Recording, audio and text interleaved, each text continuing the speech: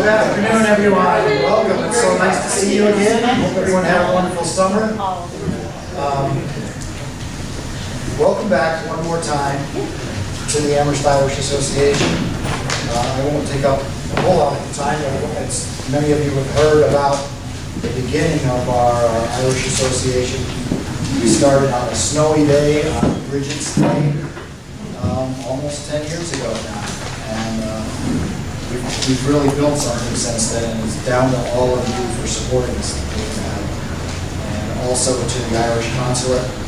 We couldn't do what we do in terms of our advertising without their support, and we're so grateful to all of them, and they're going to continue to support us this year, including with an in-person visit coming up next month. So we're really grateful to them for that. And I'm going to have Ida come up and speak to you about beginnings and endings. Thank you, Sam. Fáilte romhaibh go léir. Welcome, everybody. We're delighted to see the fine weather. We are on our last run. It's been a great ride. The team has, and I want to name the team, Tim, Sam, Jonathan, Amanda, and Annie, who's keeping an eye on the door.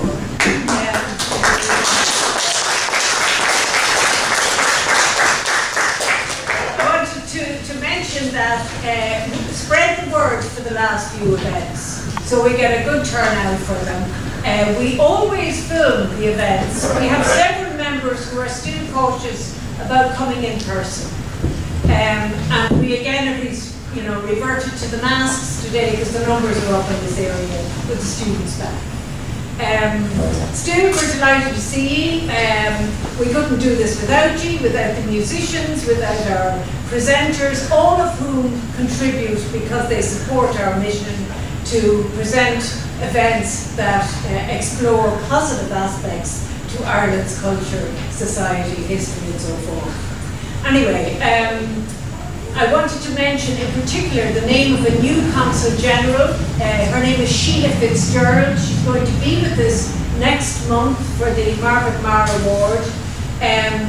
She's a lovely woman, and it would be great if you could come and meet her, because if you have any concern about travelling to Ireland or want information about following up on getting a passport and claiming your ancestral link, she's the person to talk to.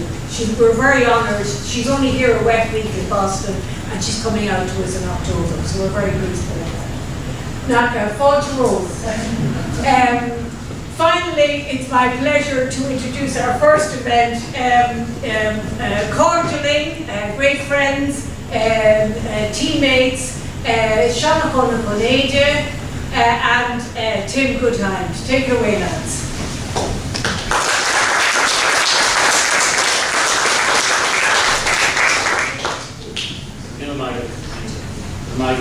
Thanks very much.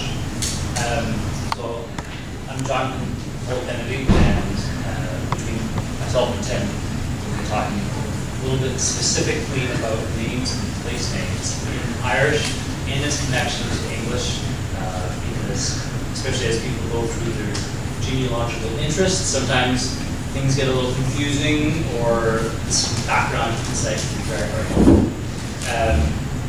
And if you can't hear me, please just wave your hand at me and I'll speak up. Okay, sorry. I've printed out several of these for you. I don't have enough for everyone, sorry. I didn't know exactly how many to put up, so we can share. That's great. If not, it's just all up here. For those of you who don't know, myself and my wife, Amanda Bernhardt, right there, we teach Irish online through this organization, which is us, called Cora Lehela. We both have master's degrees in Irish, and when we came back to the States, one of the things we wanted to inculcate and help develop in the Valley is opportunities to practice spoken language. Because often you have books or you have recordings, whatever, and certainly over the past few years, the growth of the internet and available stuff is really great. But we got back here 10 years ago, and wanted to help bring more actual usage of the language, other than just translation or whatever, which is great, but conversation really is key. So what I wanted to talk about today for a few minutes, and this will ask for your participation at some point, hope you don't mind, is Irish naming customs. Now, throughout this, I will say Irish for anything we just consider Irish today. Bridget, Patrick, Neil, those are all considered Irish. The butler is considered an Irish surname, even though it's Norman origin, right? And then I'll use Gaelic to refer to names that are taken directly from Gaelic history or Gaelic language, Irish Gaelic background. So, as an example, so we have Owen, Sean, very familiar with those names. Those basically are Irish versions of John, right? The last example here can be particularly helpful for people who are tracing ancestry to people who are maybe Irish speakers, right? Often, from what I gathered, names weren't necessarily changed when they got here. Like their name was on the manifest of the ship, so it stayed that way, and they checked in here that way. And any name changing happened before or after. But you might see the name Walsh or Welch. I mean, those names are all the same name, and it literally just means a Welsh person. So in Irish, if you're going through your family background and you see the name Grana, that's just the Irish word for Welsh person. Another example would be Smith. Right, there's a very skilled Irish traditional musician named Tony Smith. And Anthony is his first one in Irish, so that's kind of obvious, Anthony and Tony. People are finding it hard to hear you. Louder, yes. Yes. I can do louder. Thank you. So like Anthony for Tony, right, that's kind of pretty clear. But how do you get McGowan Smith? Or vice versa? Like how does that work? And it's because in Irish mythology, the god of smithery was Goa. Right? So MacGowan, son of the smith.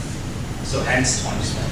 Right? So often, especially coming from like my linguistic background as a speaker of North American English, at the onset there was lots of questions as to how do they get this from that? Or if you travel to Ireland, and Tim will talk on this shortly, how do you get Dublin from Balaclea? Or how come sometimes it's Achlea instead of this other thing? So we'll get to that later, but all of this should help some context and background in your pursuits. So specifically with surnames, a slim chip in Ireland. So you've all heard of these endings before, right? O, typically for men, ni for women, mac for men, and nick for women, right? So these are all prefixes to the actual surname. So I've thrown up some examples to show you how this works. So Sean O'Brien would be Sean, the descendant of Brian. Moya for a female, Moya Nivrian means the exact same thing, but just in a feminine and female aspect. Pater, Oye, Aoife, Nie. Cormac, Cunny, Nula, Cunny. So whenever we look at Irish names, one of the things we keep in mind is that all nouns in Irish have a gender, masculine or feminine. It has nothing to do with what the thing is. As an example, Giala for moon is a feminine noun. It has nothing to do with our association with the moon as a feminine thing. We might as well just call them apples and oranges. It has very little to do with this. So, masculine names, masculine and feminine nouns, and then we have masculine and feminine names. So, as we go forward, you'll see that there are a few changes that happen. And this is a hallmark of many languages, but in this case, Irish, we have a couple of things that can happen. One of that is an H, called a shave. You look at Moya, or Moira Ivrian, right? Where did that H come from? That's kind of a weird thing, just plop in the middle. And that's one of the changes that occurs because of the ni, which means descendant's daughter. So Ivrian. Masculine names don't do that. They just stay as it is. The O for Pater, Peter, Pater Oe. The O and the A are two vowels. Irish, not always, but Irish often has a thing about having two vowels next to each other. They're like, yeah, no, we gotta keep them separated. It's like the offspring's off. thumbs up for great, and you got to spread them out somehow. And so you've got a little H there, patter, okay. But the feminine version, in IFA anyway, it doesn't change at all. Nie, for some reason that's perfectly fine. So, ni is the short version of Neen E. Neen or Neen means daughter in Irish, right? And then Nick is shortened from Neen Vic. So I highlight these little grammar points too. Just, I'm not going to dwell on it. You can ask me questions all you want later about this type of thing. But just that there are often logical reasons for why things look funny or look different, right? Why spellings might change. There actually are often very long historical linguistic reasons why that happens. Here are some of those reasons for just this particular situation. So, thank you to Wikipedia for making this table. I was actually making one, typing it from my notes, and I don't know, I just happened to come across it. I thought, well, thank you, I'll just take this. It's neater than what I was doing anyway. So, moving on to relationships. So, historically, if a woman marries a man and then takes his family name, Ban, which is Irish for woman, E replaces the O. So, O Kinnaja, which is my surname, Kennedy, O Kinnaja, or Kinnaja if you're from the south, like Kinnaja is. But O Kinnaja, if Amanda had wanted to take my name, she'd be Ban Kinnaja, wife of, it's a descendant of Kennedy, right? Often the ban has disappeared in today's language. Like sometimes you'll see somebody listed like Aoife, E, Kinnaja, or whatever. And the ban has kind of just gone away. And that's fine, it's just a convention. Ban Vic replaces Mac. So again, same type of thing, implying and indicating the relationship between all these names. I printed some out so you have this. I can also make this available to anyone. But before I proceed, do you have any questions about anything I covered? I know it's a lot of nitty-gritty grammar stuff, but my goal is to show you that there are often very clear historical reasons for why things change, but also how interesting it is in a historical context when you analyze like family structure and social structures. Yeah. I see that it looks like the O got shortened to the O, but the Mac got really expanded. You know why? Or Mac is got Mac. Not to Vic. Yeah, and you see under Anglicization, it has all those ones that came out of it. Yes. Yeah. It looks like it went off. Is there a reason for that? Most of it is just the range of the language. So when a lot of these forms were created, all of Ireland was what we call Gaelic speaking. And the western island of Scotland and the Highlands of Scotland were mostly Gaelic speaking as well. You have Welsh, which is another Celtic language. So there's a large quantity of diversity of language. So in Scotland, you'll often find MAG, M-A-G, in use some places, or maybe even just an apostrophe, right? It's the same general stuff, just a variety.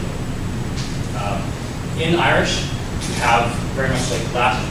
You've got a genitive case of nouns, so that indicates relationships with other nouns. So your nominative is your dictionary entry, just your normal, like Mac means son. The Vic is the genitive or vocative, which is changed. If I wanted to say, indicate that relationship, okay. Or I called out Sean, right? Or even better, Sean's house. You see Sean, Mahuna, Cha, which is the word for house. Cha, Hian, Vic, Mahuna. For the house, his house, so it indicates relationships. Where did you take the word Smith came from?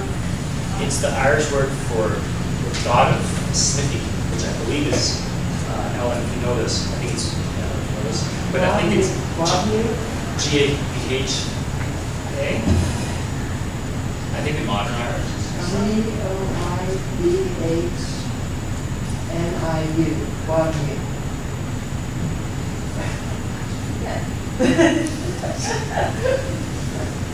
Yeah. For any of you who have connections in this country where they use two first names, right? That's actually very Gaelic. So, Pat Joe, John Joe, that's very Irish. There are areas in particular where we spend a lot of time, my wife and I, in Northwest Ireland and the Gulf of Gaeltacht, where you might have, everyone is O'Donnell. Like, the O'Donnell family is just everywhere. You know what I mean? And you have to differentiate. Well, Neil's a very nice name, Neil O'Donnell. But maybe your family also had that same idea 4 or 5 times. Because you've got 4 or 5 Neil O'Donnells in a parish, and you have to differentiate somehow, right? So this, in English, we use the name of the person, and usually it's the name of the father. So like Pat Joe, John Joe, they're all the son of Joe, right? So that's a connection. In Irish, we use a couple of things. So the obvious things are seniors and juniors. So let's say I'm Sean and my dad is Sean, right? My dad would be Sean Moore. Big Sean. Doesn't mean he is actually physically very tall. It doesn't mean he's big, it just means he's the elder one. I would be Sean old. Young Sean, or junior. I could be 80, but still be Sean old. Because my dad was Sean Moore, so that's just how the way it is, right? Both means little when you use it by itself, like physically little. But in this case, it also just means junior, right? You can also use colors. Juan, Rua. You might have heard of the band Alton. The little fiddle player is Marie Muni. Her mom is just like 92 this year, I think.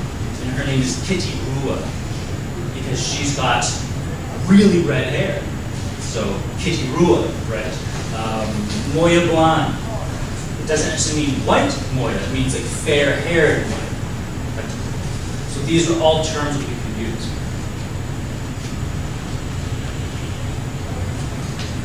So let's take an example. You may have heard of the name McNamara. That comes from Macunamara, or Macuara, which means son of the sea hound. And so let's take Pierce, which is actually a borrowed name. That's not actually Gaelic in origin, but it has been Gaelicized, so it's perfectly fine. Pierce Conrad, right? So his given name is Pierce. His dad's name is Seamus, though, and his grandfather Sean. So he would be Pierce Hamish Kian. You may have heard the name Hamish, by the way. That just comes from Seamus, it's the same name.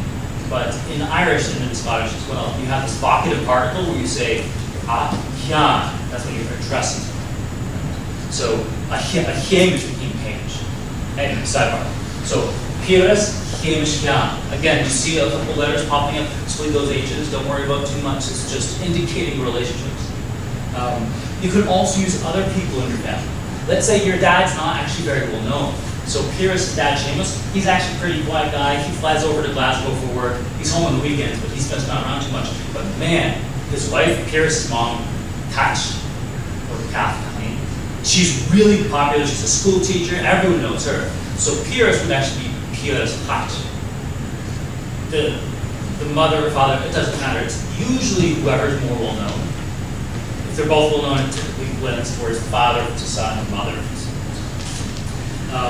Here's some more examples. You may have heard of Patsy Dan, who was the king of Tory Island for a while until he died. So Patsy Dan, same thing. His dad was Dan, his name was Patsy. Pat Joe, John Joe. So, you have to worry about this. First, what I want to show you is there are an incredible list of online resources that you can use. One of them is here.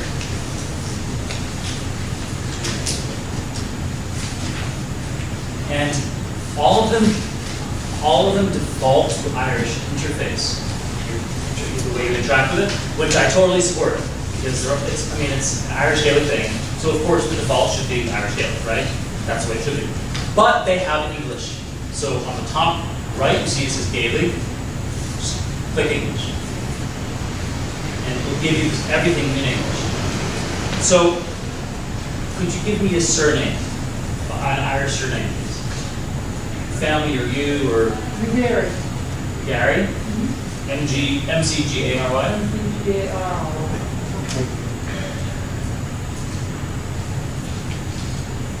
So, Here are a bunch of different spellings, connections, and here are how, in Irish, how you would name people with the surname.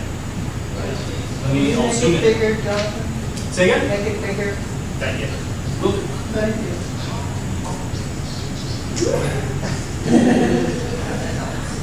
So, just in the nominative, nominative is your dictionary entry. It's the most basic thing, right? So, nominative would be Sean McGahey. Okay. His wife would be Sheila Vigary. Daughter, Sheila Nigeri. So and these are different variations. So it all depends on the particular background of that surname. Right. Can somebody give me one more, please? What does it mean? Does it say what the name? Yes, I'm getting to that. It will. There's a link for that. Mannion, Like that? or with one N, ION. Okay.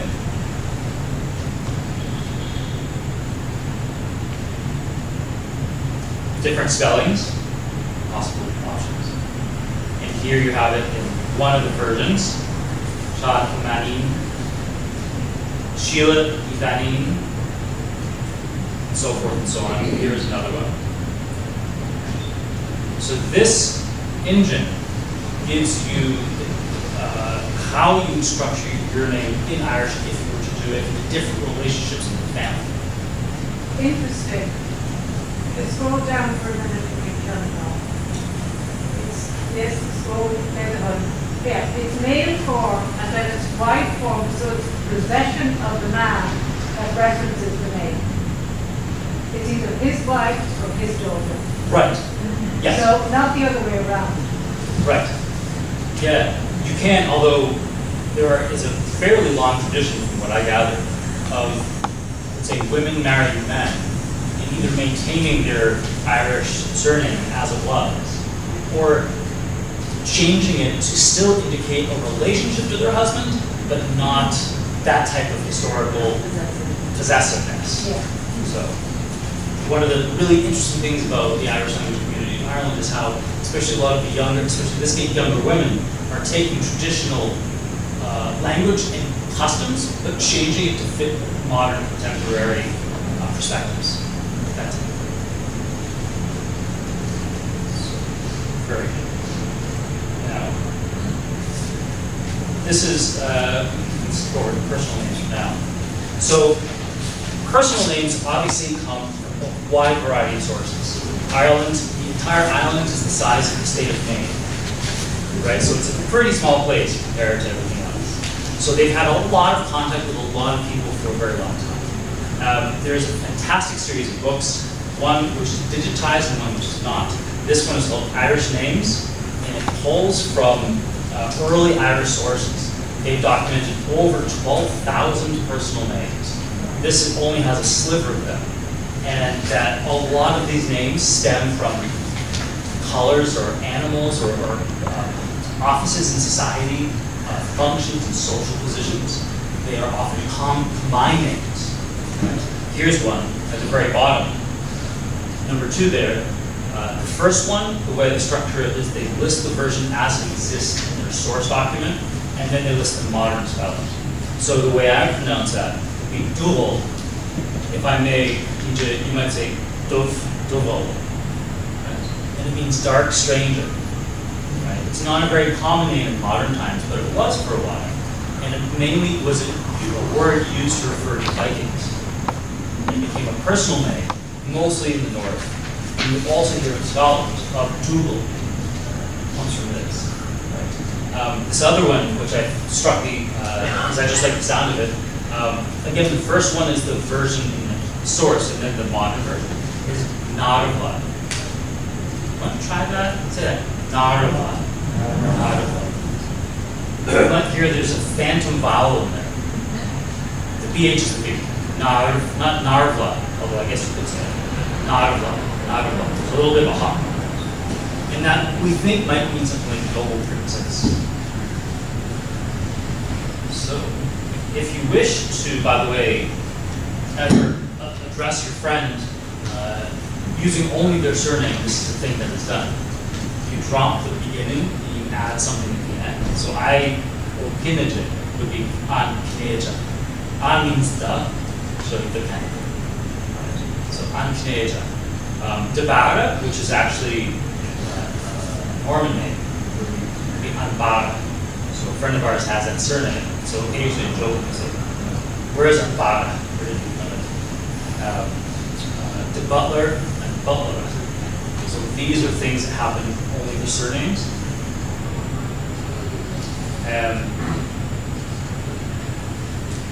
If you wish, before I stop and ask Tim to jump into this, but take a moment, think, if you want to, or come up with some kind of name and see if we can Galicize it.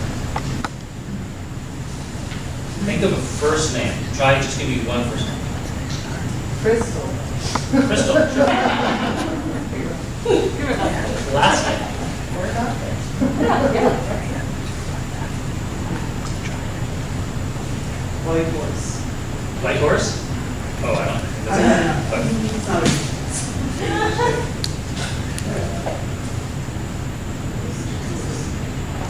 Yeah, white horse didn't work, but that would be coupled one, but anyway. But Crystal, you can see that actually there is a way to take a non-Irish name and Galicize it. Try another one. Can you make it bigger again? Sure.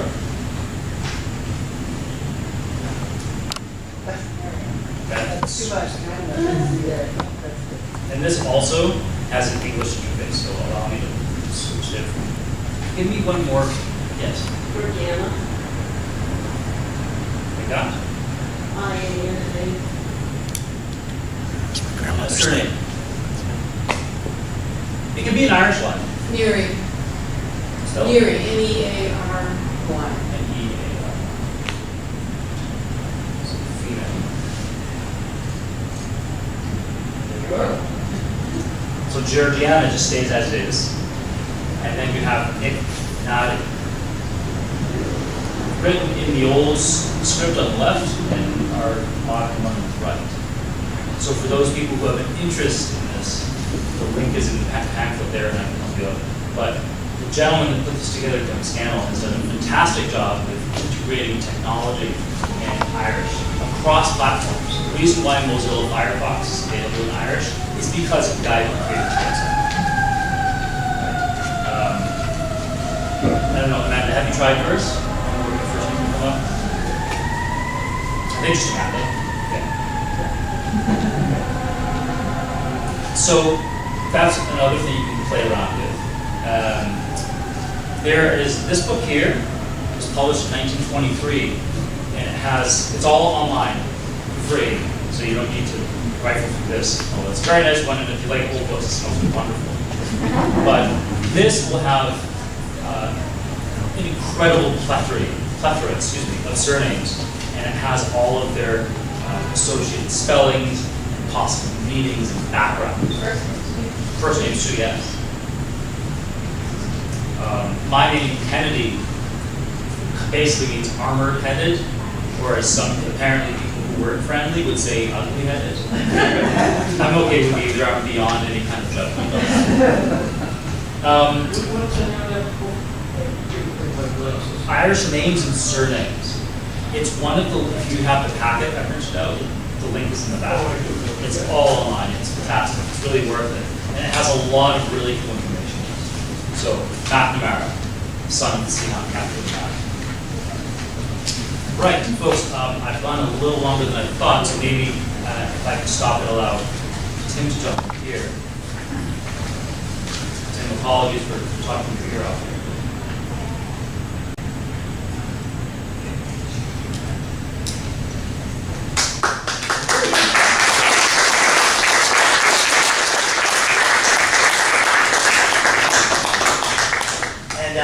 You're all going to have an opportunity to talk to Jonathan after.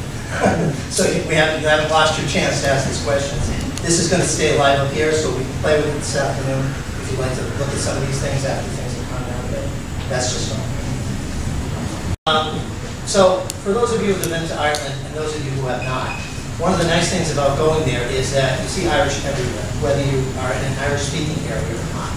And an example of that is right here with street signs. They can be very complicated, and you look at this and it's just a mess. But they're also color-coded, as well as pointing in the right direction, giving the kilometers. But they give you the Irish. So for instance, you see Cork in the upper right, Corca. And you see Killarney, as the Irish would see it. Anglicized, as we would think of it. And then something like Kilgarvan, and you see the Irish right there. So where did that come from? Where did these names come from? Well, about the 1200s, with the arrival of the Normans, Ireland was just a collection of little kingdoms. They had these kings that were all over the country, and supposedly under the hierarchy of Ardgrid, the High King, which you read the history, so untrue. But in any case, there were no maps to show who owned land. Land was kind of agreed upon locally by landmarks somewhere in the landscape. These locations were agreed upon. And then sometimes they weren't. And that's when they would have these fights, these wars. So what were these landmarks? It's things like woodlands, prominent rocks, cliffs and crags, rivers, forts, churches. This happens to be St. Kevin's Church in Glendalough. Would have been a great landmark. Irish townlands frequently refer to these as in their name. They start out usually, or sometimes, I shouldn't say usually at all, but sometimes with Ballia, which we pronounce now as Valley. And sometimes you will see an NA following it, which means place of, or location of. Sometimes it's shortened to Bally instead of Valley. And this is an example here, and it's a place on Dingle called Ballynovenura. And it means place of cool refreshment. Now if you see here it says Cahir, which is a word, the Irish word for city, and obviously not a city, but in its archaic root it actually means fort. And here in fact is a ring fort at Ballynovenura, which is marked by Irish heritage for this site and this sign here. But what it means place of cool refreshment. It sits at the base of Mount Brandon. And so what you can imagine here is that you have the fog of Mount Brandon, the cool evenings in the summer, and you have that air moving down the mountainside and heading towards the sea. So, place of cool refreshment. That's what you like to think of anyway when you think of something like this. Why did it have the name? You have with you, and I'm not going to, you don't need to worry too much about this, I'm not going to close it loud. It's sitting right in front of you on your handout. I've got an edited version that's there. It's about 4 pages long. It's really about half of what's provided, and I'll show you where. But there's a couple of things on here I want to point out to you, and you won't need this. You can just look at the sheet in front of you. The first one is that valley that I talked to you about, the Ballia. And it means things like place, location. It also means things like homestead, settlement. Ballymena is an example of that, which is in Antrim in Northern Ireland. It's a town, and Liam Neeson grew up there. And it means middle town. The one below it, though, says valley also, but it isn't. It's a different word completely. Bala? Bala. And it means pass or passage. So you have Ballyclare and Ballamore, but they mean pass of the plain or the great passage. So how do you know this? You do a little research. You don't automatically assume because it starts Ballia that means that. It could mean something else. There's other words in here that we'll get into, like beg and kill, and another one we'll do shortly here, tier, which means territory. Colors, also, and again, on your chart right in front of you, made it into these words as well. Valley Road just means red town, Valley Road. Connachtgoran, or we call it Knockgoran, is Blue Mountain or Blue Hill. Glass is green, so you have Kilglass, Green Church, and all the way down. The only one I didn't provide for you is the last one, Good, I think I'm saying, which is brown. And I couldn't find, in all the towns I looked at, there are 61,000, I did look at them all, but I could not find one that referenced brown. think the reason for that is because there's a word dune, D-U-N, which means fort. And it dominates in Ireland. You see it everywhere. And you hear it everywhere. And I think that's the reason why it's not there. It just got swamped. So it just simply didn't show. The other chart there is a shorter one, which is size. And as Jonathan had mentioned, you have more, which means big or great. Young or bug, which means small. And in this case, this example is carrot bed, which means small. Quarterland, which is just a kind of measurement of land like acre. And then Ard, like in high height, in a town like Ardmore, great height. If you were actually to go to Ardmore, I would look around for a great height. I'd look around for a hill or a mountain, somewhere nearby. That's why it had that name. Two quick examples. Jonathan mentioned Dublin. Dublin means black pool. Supposedly there was actually a black pool on the grounds of what is now Dublin Castle. Filled in many, many years ago, so it can't be called that technically anymore, but it was still there. However, in Irish, it isn't called that at all. It's Ballyclea, which means place of the hurdle ford. And you'll see that on road signs. So if you look on the left-hand side there, it says Clea. And Jonathan mentioned Bally is very often left out. And that's the word they would use for Dublin. Another one here, Glendalough, means monastic settlement in County Wicklow. It means valley of the two lakes. And for those of you who may not have had the opportunity to be there, absolutely gorgeous, gorgeous, gorgeous spot. There are in fact two lakes, an upper lake, which is on the left here, and the lower lake on the right. So exactly by landmarks, that's how these things get there. So where does this all come from? There is a website called townlands.ie. I'm going to show you all this in a little while. You've got it on your front page of the handout that I gave you. This lists all the counties, all the baronies, all the civil parishes, and all the townlands in Ireland that are known, that are mapped. So if you see where it says Ireland on this page, you might not be able to see exactly what it says, but it says there are 61,000 townlands listed. And if I were to run down this page, they're all listed on this single page. Now that's not the most convenient way to do this. So these things are listed by counties, for instance, and you can click them and go to them. Now what I did was I pulled up one based on the word tier. Now that word tier just means TIR. So any townland or barony or anything like that had a TIR in it is taken out now and it's going to be listed here. So it starts out with baronies, it lists civil parishes. If I were to continue to run down it, now we get into a list of townlands, and it just goes on and on and on and on.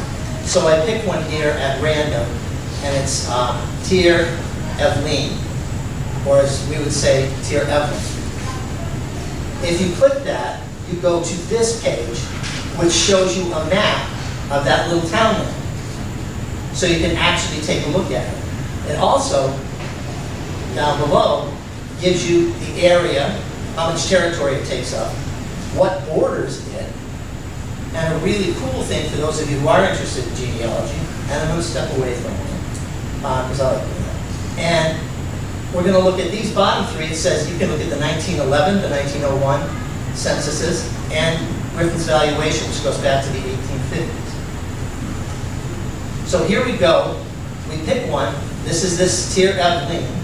And we see that if you look at the bottom right, there's pages listed. It says page 1, page 2. This is a very small place.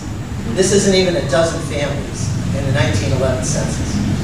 But you see, if we pick one, about the fourth one down, it's a guy named James Doherty. If we take a look at him, this is his household, where he appears. It isn't his household. Evidently, Mom is still alive at 92, Margaret, and she's the head of the household. Now, there's 2 sons listed, and there's 2 granddaughters. You don't see the relationship. You don't know whose granddaughter they are. I'm assuming they're the older sons, but click one more and go down below to where you say see census image. Click that. You can actually see the census image that was taken in 1911, which is just pretty cool stuff. You got all of that by going to townlands.ie. It took you all the way through all of that. But that's not the most exciting thing that it does when we're talking about places. So let's go back. Here on this tier Evelyn page, there's one that's listed, it says logonym.ie. So we're going to go there. Now, we're not dealing with just that town right now, because there's a couple of things I want to show you about this page before we go on. But you get to search here. By default, if you go to this, like in Jonathan's case, you go to Gaelic. You're in Gaelic right now. You see that with the circles in the upper right.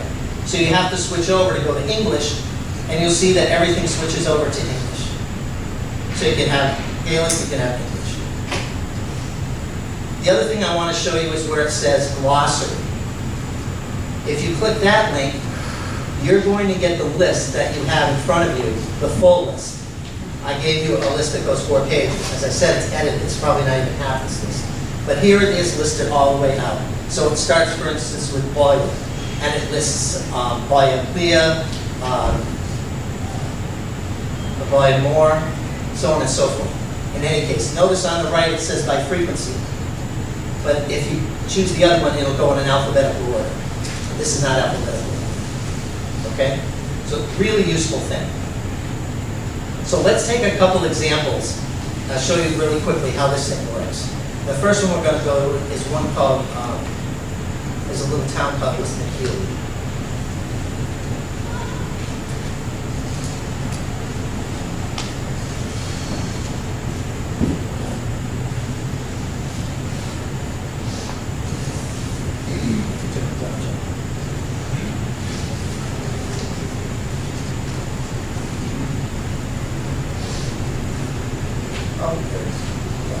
All right, listen carefully. This is login.com or .ie. So here's that town. Shows you where it is, out on the edge of Dingle, right on the edge. And here it is listed in its Irish. You see this? Oh, that's good.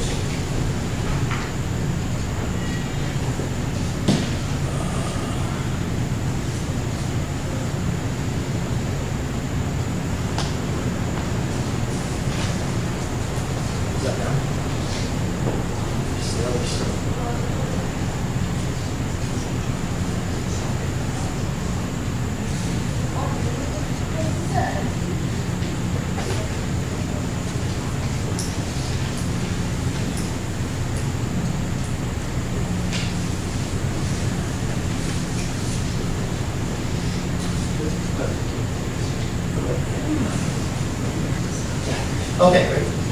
All right, listen to Kilby. Now, for those of you that have looked at that at all, somebody tell me what list is. L-I-O-S. Take a look real quick. Tell me what list is.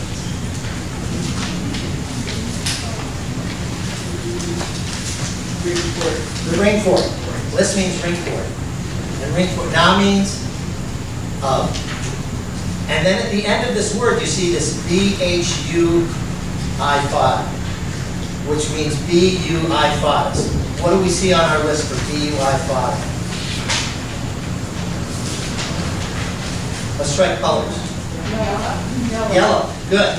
So we know so far that it means ring fort of yellow something. What's really cool about this thing here is two things. One is this little symbol here. Ismakali. There it is. Ismakali. Ismakali. So if you want to hear what it sounds like, you can hear what it sounds like. But if you go all the way down to the bottom here, you'll find that in 1841, this is just by poking around, in 1841, listen to Keel will be Fort of the Yellow Marsh. On Kale here is a marsh through which a stream flows. So there you go. Now you know. So by poking around on the thing, it can show you an awful lot of information. I'm going to, because of time, I'm going to skip the next one. But that is,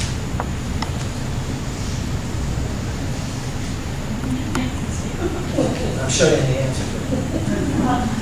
Hopefully you didn't read it all. All right, so you've got the list that's in front of you. Those of you who know this automatically, don't say anything. Those of you who don't, what do you suppose done bed means? You guys saw most of it, so what does it say? Brown. No, not brown. Small. Fort, small fort. Good. So you see in the bottom left there, it's got what would be a gun bed, a small fort. That one happens to be on Dingle, and that is the name of it, gun bed. How about fin glass? What would fin glass be?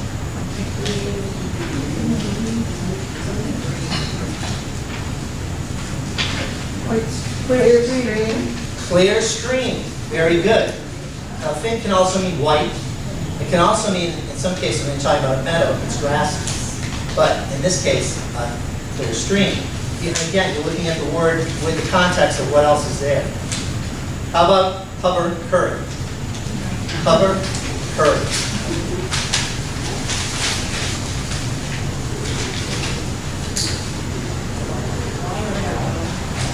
A well.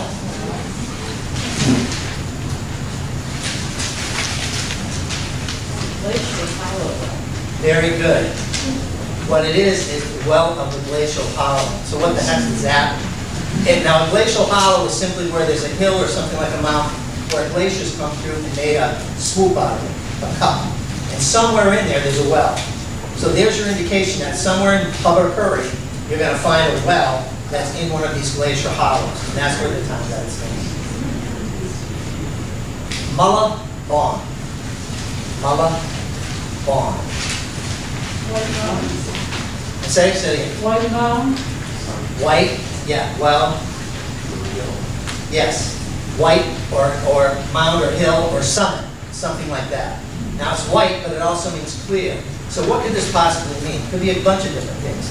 It could be that from a distance, this is a hill that looks white to the observer. It could be that from the top of the hill, you have a nice clear view. It could also be that there's something white, or if you're back far away, that there's a nice clear view of this hill from the distance, white or not. Could mean any of those things. But again, look for a hill. List more. Either don't say. Let's see this one. List more. What is more? Big, great. And list? Yes, so great ring fort. There's a ring fort here, by the way. And the picture I just brought up is Rodney Castle in Dingle. It's inside of a double ring fort. Extremely bad luck, because those are fairy forts. As you can tell, it didn't work out well in the long run. Shandon. Shandon. Shandon.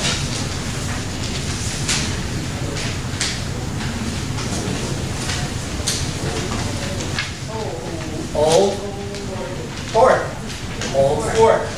Pretty simple. When you look at it, it's pretty simple. Last one. This is a little tougher. Gort Adu. Gort Adu.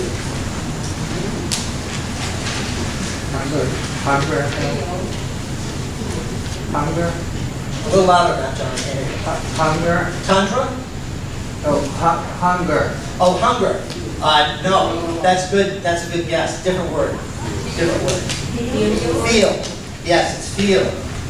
And the ado part is a little bit of a stretch, but if I told you it said it was actually Gort Dube, D-U-B-H, black.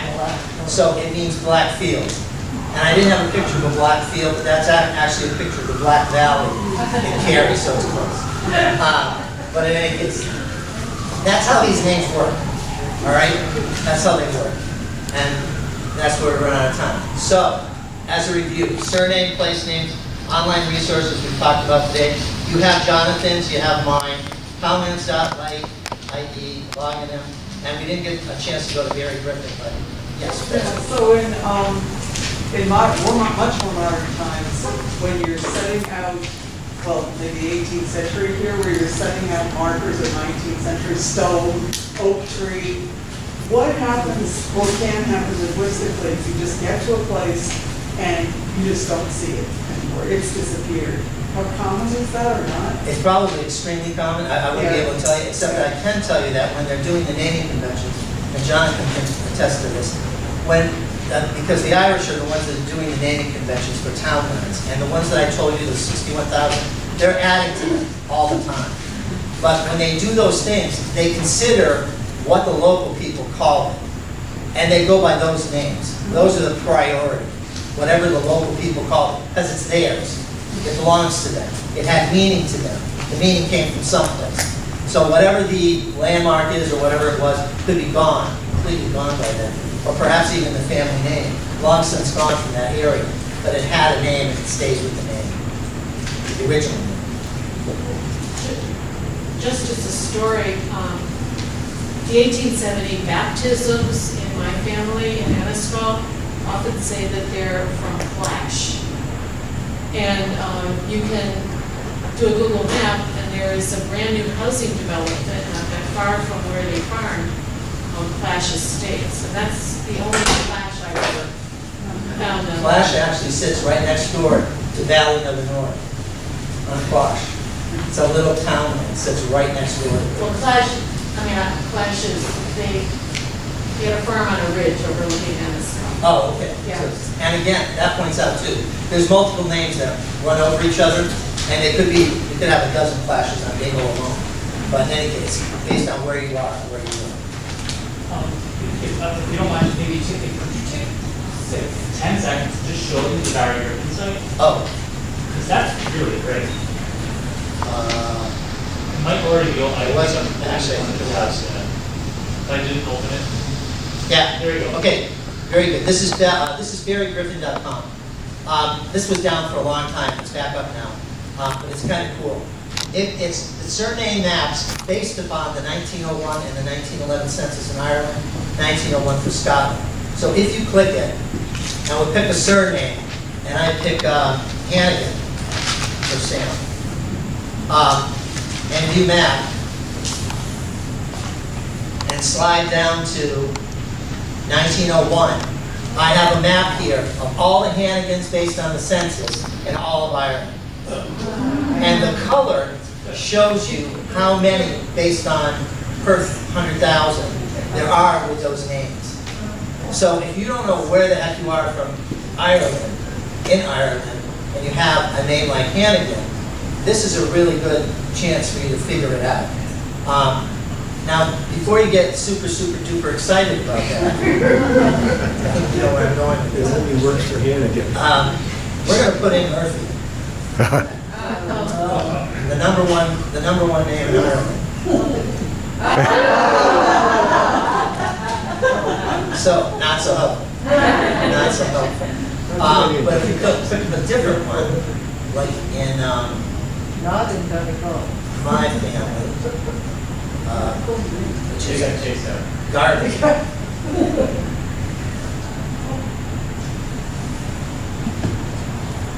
Some of them doesn't even know.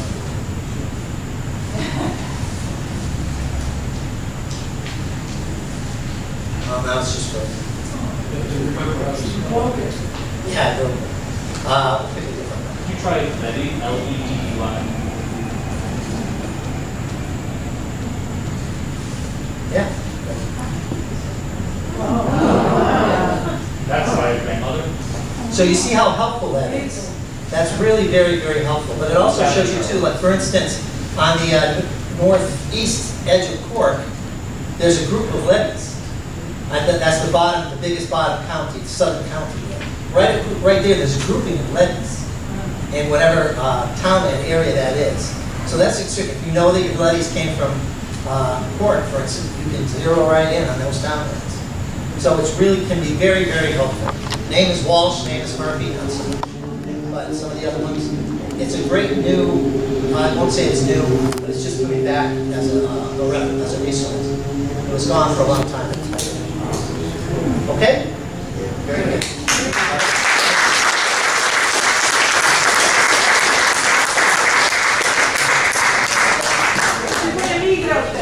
Yes, I'll leave all this stuff up here. Hey, Tim? Yes. Can I make a quick announcement? Yes, absolutely. Some of you have already heard of this, but most of us haven't. This Thursday, coming Thursday night in Florence, is a program on the potato famine led by Dr. Christine Nearly from the Fairmont Museum at Quinnipiac University. So I'm going to put the name of Ken O'Brien and his phone number on the table here with the scones tea. If you're interested, just jot down the number and put a call through to Ken. Tell him that you'll be coming Thursday night. They're trying to get logistics. What time and where? It's 5 o'clock, 5 to 8 p.m. This Thursday at the Florence Civic Center. Oh, I should note too, it's $20 per person. If 2 people come together, it's 25. 25 for, oh, 15 for one, 25 for 2. But if you tell them you know John Sheehan, they'll charge you 100. Thank you, John. So I'll put this over on the table. Ada, do you have anything you want to say before we? No, for the tea and scones, we're going to open the windows, blast them open, the fans are on, so if you're comfortable taking your mask off and eating your tea and scone in here, there'll be enough ventilation. If not, you can step outside, have your tea and scones back indoors. Whatever you feel comfortable. We have the tea, you get your own tea up here, those of you who are regulars know this, and the scones are below with butter and jam. Away live.